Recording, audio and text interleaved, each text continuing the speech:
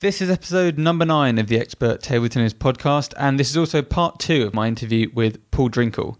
If you haven't listened to part 1 yet, I recommend you go and check that out. That was in episode 8, and that kind of covered all of the junior part of his career and his success up to 2008. And then in this episode, we get into kind of the senior part of his career, the last 7 years or so, which is really interesting because he had a period where he was relatively flat around 100 in the world, didn't move up or down too much, and he talks a little bit more about why he thinks that happened, why he struggled to maintain the improvement after 2008.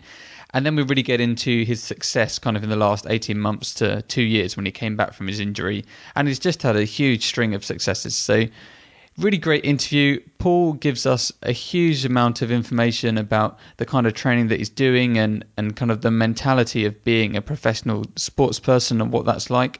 So loads in here. I'm sure you're going to love the interview. Episode number 9, Paul Drinkhall. Let's get into it. So during that period from 2008 kind of up until a couple of years ago when you really came back strong. Yeah. I think you were going around you were doing 1 year at one club and then you were kind of moving to a different club. Yeah. Your ranking was relatively flat, kind of around the 100 in the world level. Yeah. What do you think happened there? Why did you struggle to transition from the junior to the senior game or really kind of see your ranking shoot up? Yeah, again, it's just sometimes that happens, but I think with me it was just possibly a little bit lost for a while in which path to take, where to go. Like you say, I was experimenting with different clubs and different things, and obviously with different clubs come different coaches, and I had Liu Jai, the England coach at the time at home, and he was the best coach for me at the time, and but then mixing that with German clubs and things, they had their own way of playing, and it was totally different to the way I'd been learning for the last 5, 6, 10 years. So it messed up my game and style a little bit, and it's just taken me a little bit of time to sort of settle down and really figure out how I should and want to play, and how it's best for me to play and win matches. And I think every player is sort of always throughout the whole career trying to get it as right as possible. And I think again that's what I'm doing, and I'm starting to find a way now to get the best out of myself. And how have you managed to do that? What kind of things have helped you to kind of develop your own game and decide what information you want to listen to and take in? I think the main thing is just believe in yourself. It's amazing how much sometimes you yourself, whether it's a gut instinct or gut feeling, it's amazing how many times that's right. But also, again, with my hip operation, I was sort of forced to take quite a long break, take a step back and just, focus on physical and not spend so much time in the hall. And I think that really helped me because I'd spent a lot of hours in the hall from a young age and sort of got lost up in just the practice side of things, really. And this has got to be better, where actually, like I say, it's all about winning games and playing the games. And I think playing in different leagues, top leagues and things, eventually paid off, but just at the time it was very tough mentally and physically. But after that break, coming back, it all sort of clicked together, and all the experience I'd gained over the last 5 or 6 years had all come in at once. Yeah. And then you kind of had that big win at the Spanish Open. Is that something that you'd been expecting to happen? Did you feel like you were getting stronger? Yeah, definitely. I'd shown performances in the past, whether it was one-off matches or tournaments like the European Youth, off matches where Rusek Min had just won the Olympics Games, and I went and sort of had 3 match points against him. I didn't manage to win it, but I think from then I believed in myself to do it, and also I think a lot of the players and coaches around the world were sort of waiting for me to break onto the scene, and it took a little bit longer than I would have liked, but like I say, sometimes that's the case. And like Werner Schlager becoming world champion, when in his early 30s, hopefully I can be another case where, I do something like that later in my career, but, there's no reason why I can't do it over the next few years. Yeah. And it seems like kind of over these last 18 months, it's just been success after success for you. You've been beating top players at tournaments or getting big results, getting through to decent levels in kind of the worlds and things like that. Yeah. Like, do you just feel like you're on a bit of a high at the moment? Yeah, but also I feel that, this is my level. When I was in Spanish Open and the Russian Open and the European Games, when I was playing against Oftra or Fritas, all these top players, I felt at home. I didn't feel like I'm playing out of my skin or anything like that. I felt like totally in my comfort zone, and I think that's really what's helped this year. I've sort of just believed that that's my level, and I can go on there and beat them guys, and that I'm better than them. Yeah.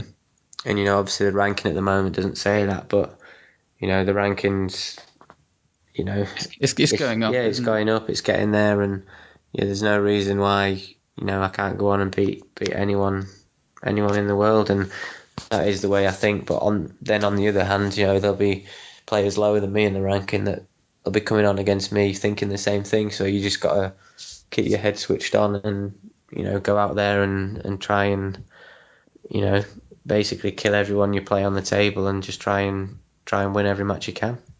Yeah, I mean, I watched your match against Ovtcharov at the European Games, and you really look now like you are a threat to anyone in the world, and those top players have got to be playing at the top of their game if they're going to stop you from coming and beating them. Yeah, that's the way I feel as well. And again, I think European Games against Ovtcharov, I showed for sort of 3.5 sets that I wasn't just with him; I was actually better than him.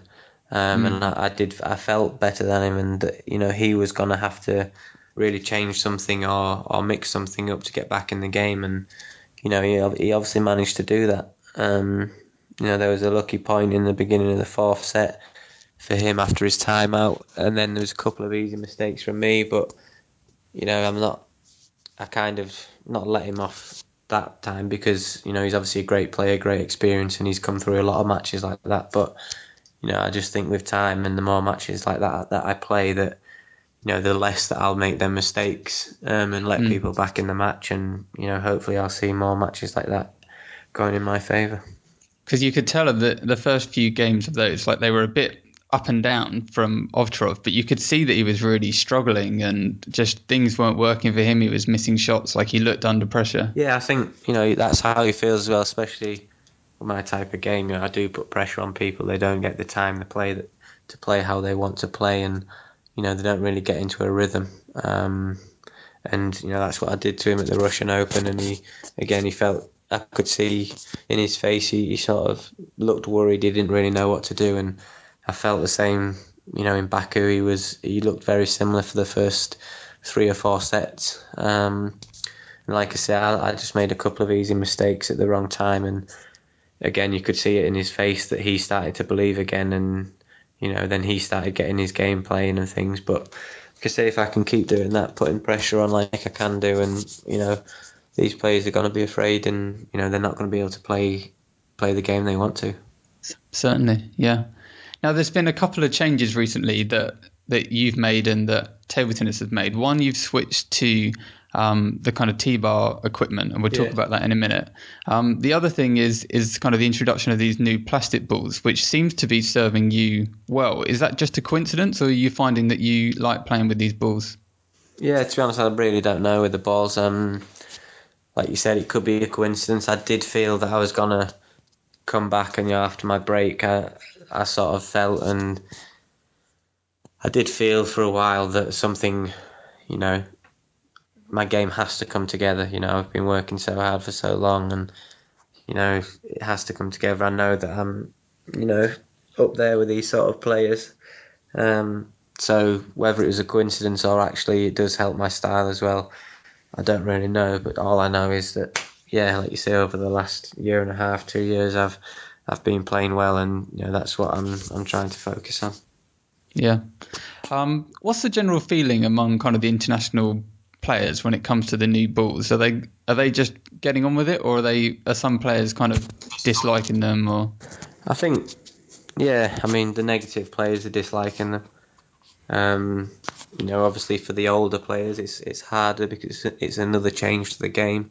They've played all their lives with a certain ball, and it bounces slightly different spin. So everything they've practiced over the years, they have to change slightly. But yeah, I just try and take a positive look at it, and it's a change for everyone, and you get on with it and do what you can. And like you said, you mentioned my change to T-bar. A lot of people ask me, "Oh, are you still playing with Tenergy?" And I've been zooming in on photos to when, see if you're using Tenergy or not, but it looks like you are using the MXP. when I told them I'm using the Evolution MXP, they sort of laugh and look at me as if I'm lying, and I don't see the great thing. Again, I think that's a little bit of a mental thing where people, if you give them a rubber with no branding on it and said this is Tenergy, they'd immediately think, oh, that's good.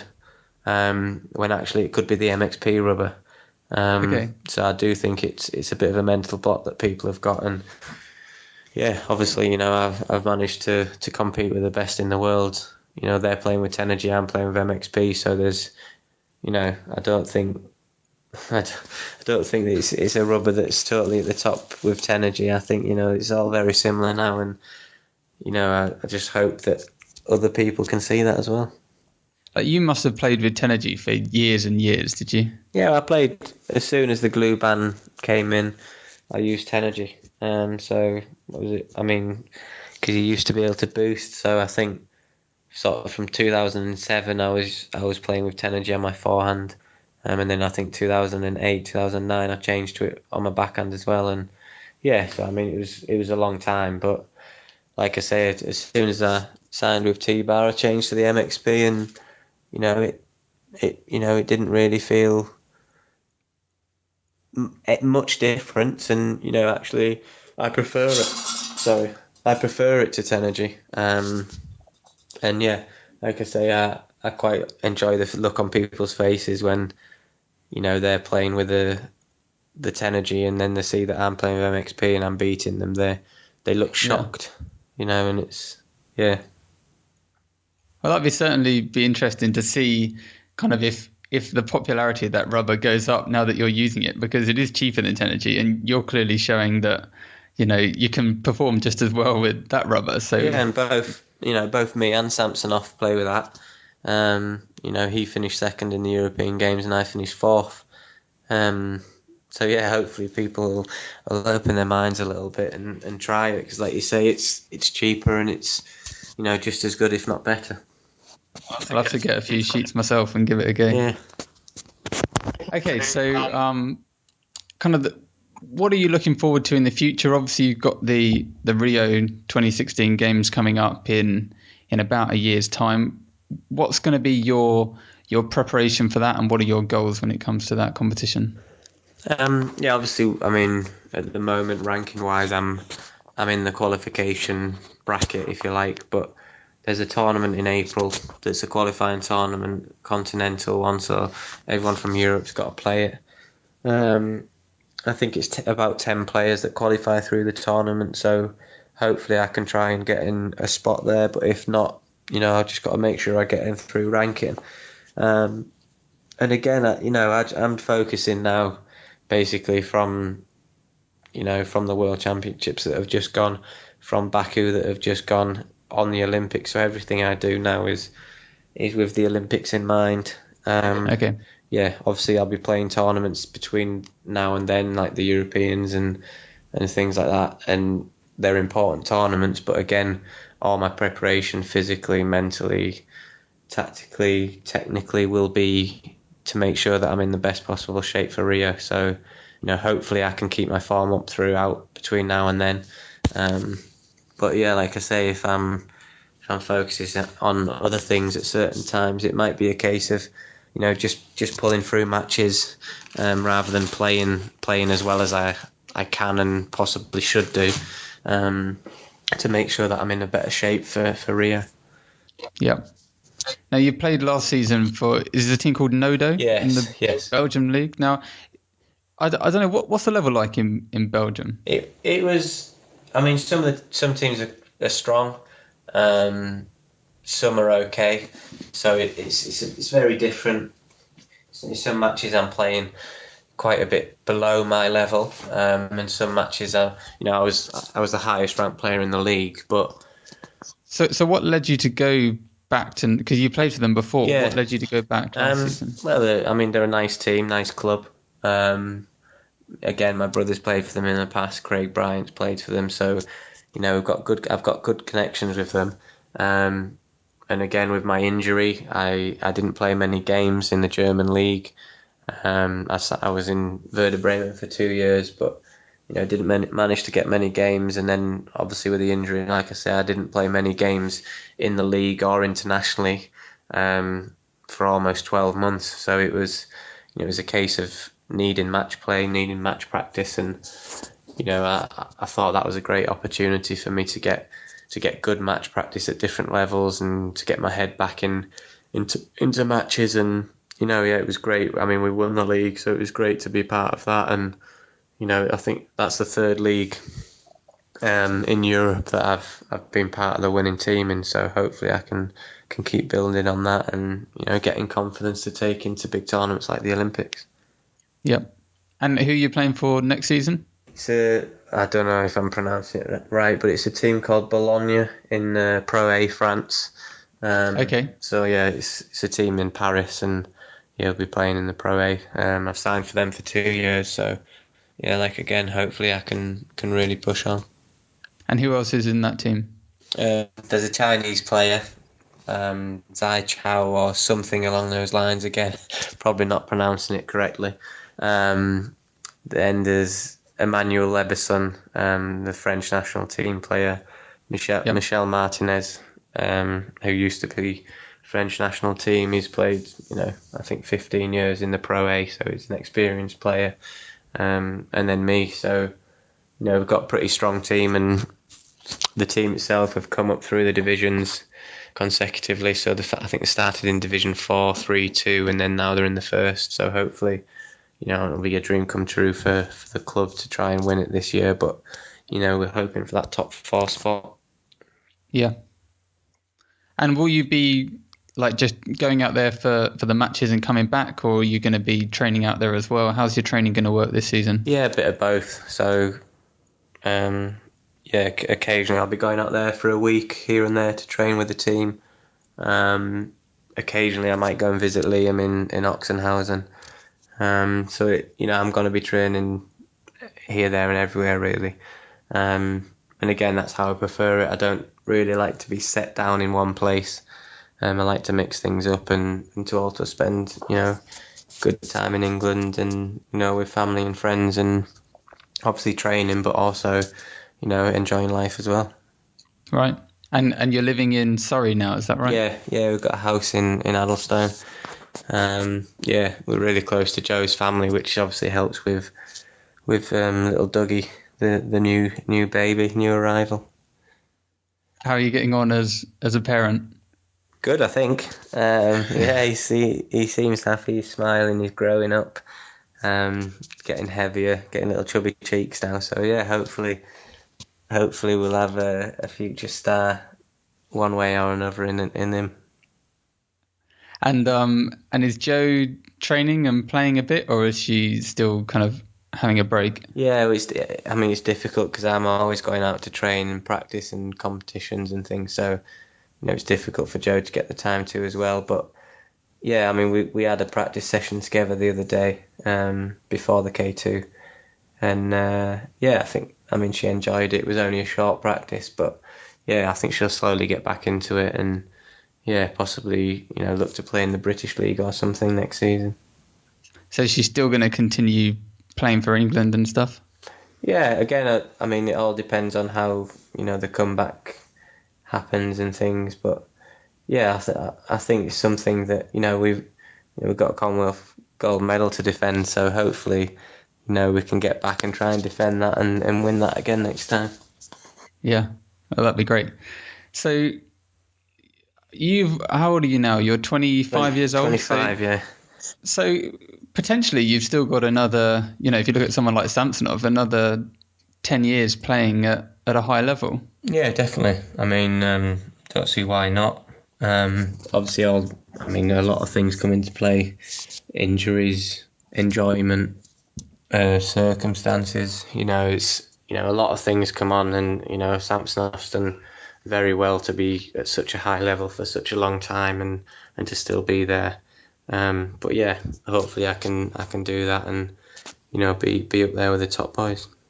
Is that your intention then, just to keep going, keep climbing up the ranking list, keep trying to win more tournaments? Yeah, definitely.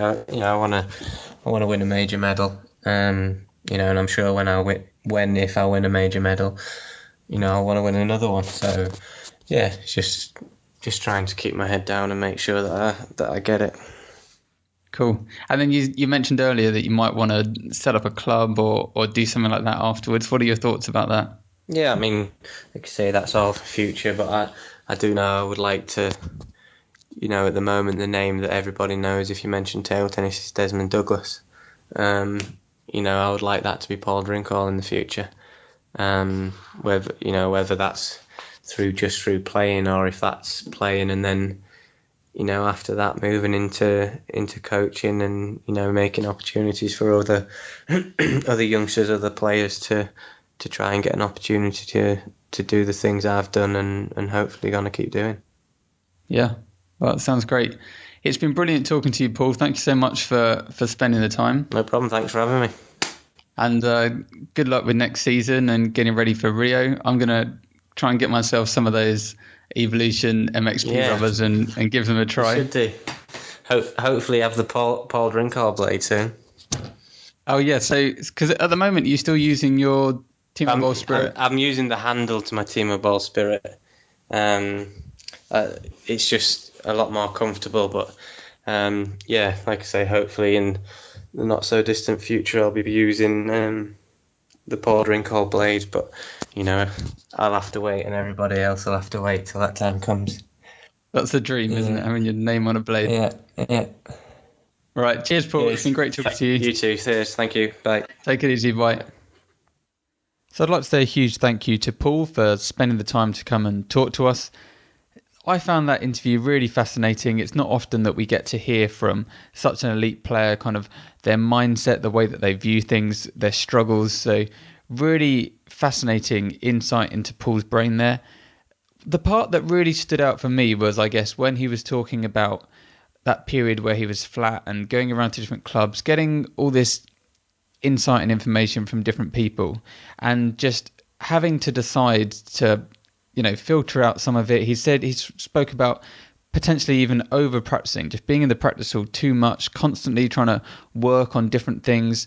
And he said something about how it really it's all about winning games, table tennis, especially when you're playing at the level Paul's about. How can I win games? And that's something that really stood out to me when I went to Denmark last year and I was talking to some of the coaches there, particularly a guy called Istvan Moldovan. He was always talking about, how can we win matches? Is this training going to help me win matches? It's no good just improving my backhand for the sake of improving my backhand. It's only worth spending the time on this if it's going to translate into more matches won, more points won.